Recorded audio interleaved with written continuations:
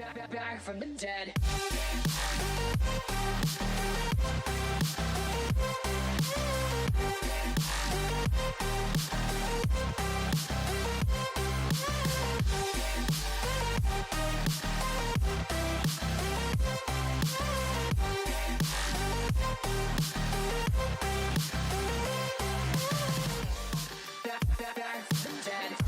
dead. Back from the dead. Hey guys, what is up? Welcome back to the channel. It is yours truly, Krystal Leandra. I've been gone for 5 months. Isn't that crazy? This is Ghost Girl Diaries, a paranormal podcast. Those of you that are brave enough to join the circle. Today I'm bringing in my co-host, Kat. We have a lot to catch up on. Hello, Kat Cormier. How are you? Hello, how are you? Yay!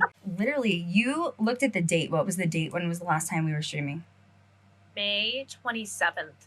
Wow. I hope everybody's doing lovely. I hope everybody had a wonderful summer, right? Like we just skipped summer and just moved forward to the next session. So we have a lot to sort of catch up on. You guys, I've been getting lots of messages from you guys.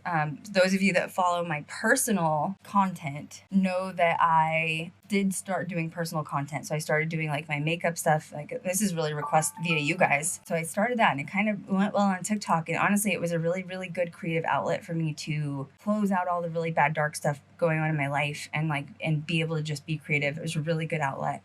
And I just knew that I still wasn't ready to come back for Ghost Girl Diaries because, it's been I always call it, I've been chasing that dragon for so long, right? I've been on the journey of Ghost Girl Diaries for over 10 years. Kat's obviously been on it for going on 4 or 5, and the hustle. It really takes a hustle. We have a lot to catch up on. The first part of this stream is going to be personal. The first part of the stream is going to, talk about some dark things that I've been through. Let's address a couple of things first. Over the summer, when I decided to take this sabbatical, rumors started to fly. And the rumors that started to, when you've been on YouTube as long as I have been, which is a ridiculous amount of years, the amount of views that I've gotten, you're going to get people that talk, right? People are going to say whatever they want to say. And unfortunately, don't ever listen to blogs, tabloids, wait to hear from me or Kat or the source. I quit GGD and walked away. That's not true. That's not even far close to the truth. I didn't quit GGD, but I did have a massive sort of death and rebirth. So I think that's the perfect segue. Did I cover that? You think that was good? It's really silly. I mean, it makes sense. We're in a fast-paced society. I think people see, silence as something happened, and sometimes silence is just you going through life, I didn't come back till now because I just haven't been ready. I also wanted to make sure that I came back and I was consistent with you guys. I don't want to post one podcast and then come back. But as most of you know, I really don't want to rehash my mom. There's already a podcast that's been done on this, but my mom essentially was murdered at the very end of December. She lasted on life support till the 17th of January, and then she passed away, and I was traumatized. That was my first death and rebirth. Beyond devastated. I'm still devastated. I'm not ever probably going to recover for that, honestly. My biological father, my mom was really my dad's only friend. And so when she died and the way she died, her being murdered, he was just beside himself. He was not handling her death well. I mean, neither was I, if I'm being completely honest. I needed some time to process it by myself. I'm still processing it. I'm in a much better place than I was, let's say, in January, but this is going to be a long road to recovery.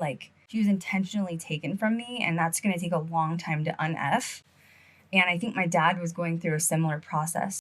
I was very close with my dad. So at a young age, my dad really got into music. He was a singer. He played guitar.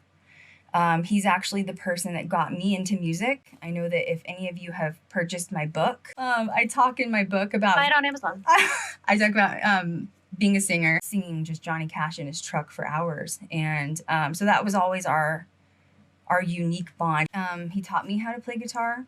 Since he was into performing, I started performing for my family. And that was when my parents were like, oh my God, she can actually sing. Even though she's little, she can sing. I got a phone call on June 7th. He was talking to another patient or resident there, and he went in to go call me on his cell phone, and he sat in a chair and was basically found completely unconscious. They raced him to the hospital, and they tried to do CPR. He was not on like a do not resuscitate, and he was not able to come back. Basically, he had just like instant heart failure, and the doctors said that his death was probably peaceful.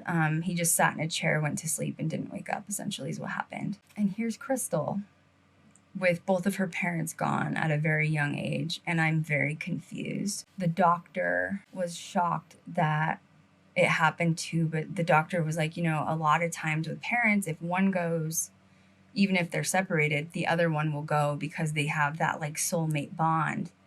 And considering this was heart failure, the doctor was like, I just feel like your dad literally died from a broken heart because of your mom. I was speechless.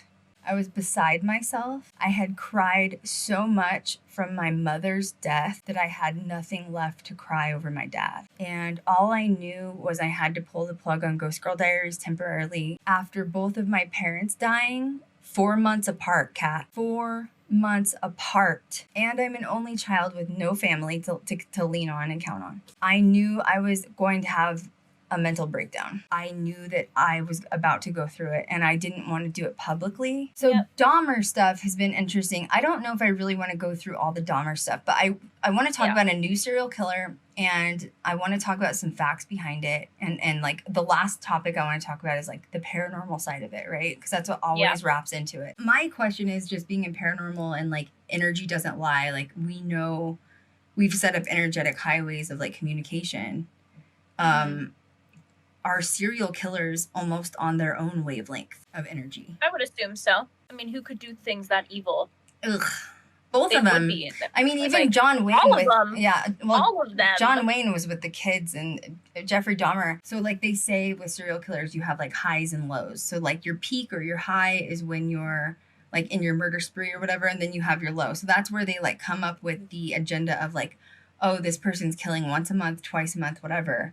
But at the end, he went like berserk, had too many bodies in his house, couldn't get rid of them. And he had 2 bodies on ice in his bathtub, and he was showering over the bodies in his bathtub because he couldn't get rid of the bodies fast enough. And so then they started getting smells out of the house, I'm sure. My God. And I know some police, there were like 3 or 4 times the police came in. One time they went to the wrong house, and so that's how he got off the hook. And the other 2 times he told them it was his fish tank that smelled. And they just left. I can't believe they bought that. Lots of concern. Yeah, but like energetically, like talking about this on Paranormal before we go to the next subject, is just like, I think that the apartment complex is torn down where this all happened at. It should be, Jesus Lord. But the energy still doesn't lie. And not even there. Like you think about investigating the cell that he was in, or the location that he died in, or...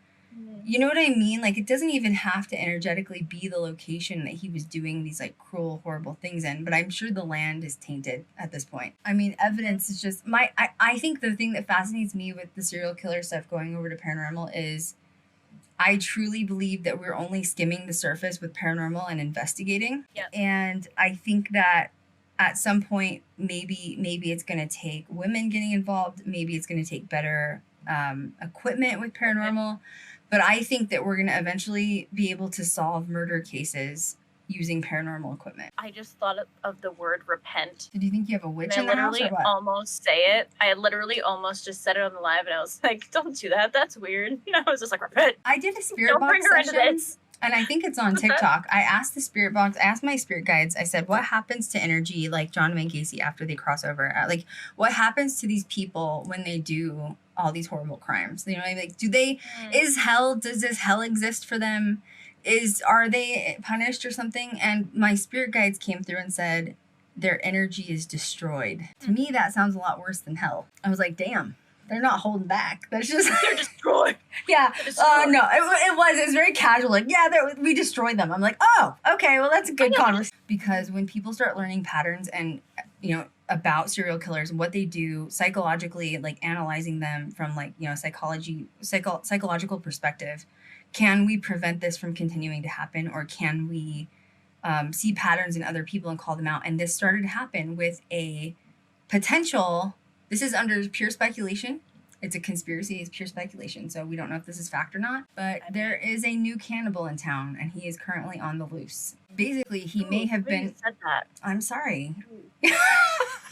The way I look like that ghost right now. It's like I've missed you. I've missed doing these streams. You know? I'm sorry. I say really random This is stuff. that moment where I'm Anyway. like, I've missed this. You know what I mean? Like, there is a new cannibal possibly in town. But once again, I'm going to go back to the saying this is conspiracy, pure speculation. Armie Hammer, who is a actor.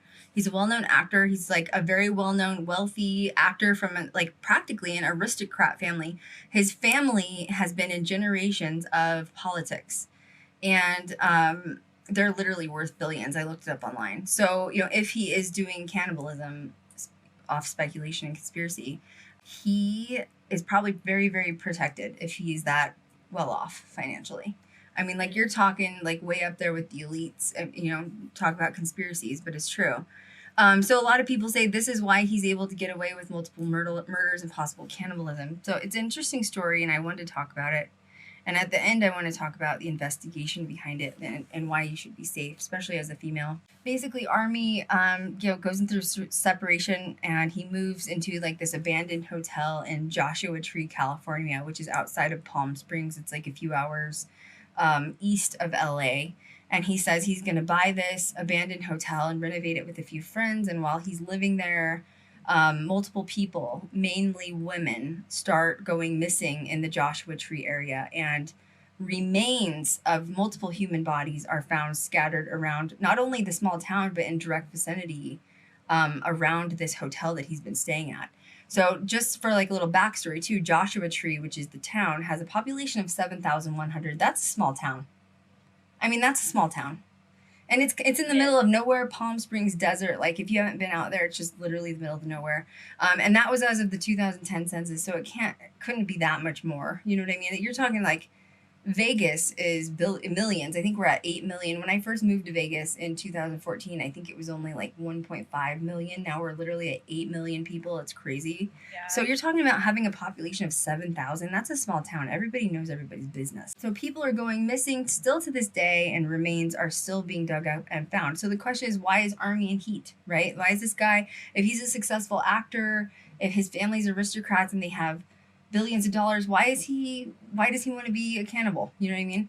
Well, all of a sudden in 2001, why are you laughing? Something wrong? No, it's just like when you said, why does he want to be a cannibal? I was like, that's a really great question. Why do you want to be a cannibal, Armie? What the fuck is That's wrong a with really you? great question. Why? I just have a lot of concerns. Why? Why are you eating people? Why Are are you you sick cannibal? F? God. Why are you eating humans? This just stop. You need therapy. God. You got some trauma, boo. I'm vegetarian, so the thought of that is just completely repulsive at this point. So I'm just like, ugh. Okay, also, I'm just going to say it because I've been wanting to say it, but I'm not Please. going to get into detail. Y'all Okay. can Google this on your own. Oh, God. Look up Dahmer and tattoos, and that's all I'm going to say. Ew, no, don't do it. No. Yeah, and don't. No. No. He says tattoos taste gross, is what he said. What? So it's a better reason to just go get a bunch of tattoos. I'm going to get tattooed from the face down. Everywhere. Oh, God. Don't mess with me. Oh, my God. It's also a way not to get sex trafficked either. You have a, like, 60% less Really? chance of being sex trafficked if you have tattoos, because you can be identified Great. that way. Jeremiah, So if you're let's listening, go get one on the neck. We are starting on the forehead. Yeah. We're just working our way down. Okay? Post Malone's got the idea. You know what I mean? Oh my God. It's way ahead of us. Kat and I are going to go get neck tattoos together. You know what I mean? If you know, you know. Oh my God.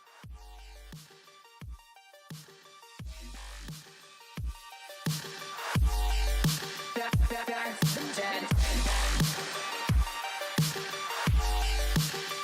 Back from the dead.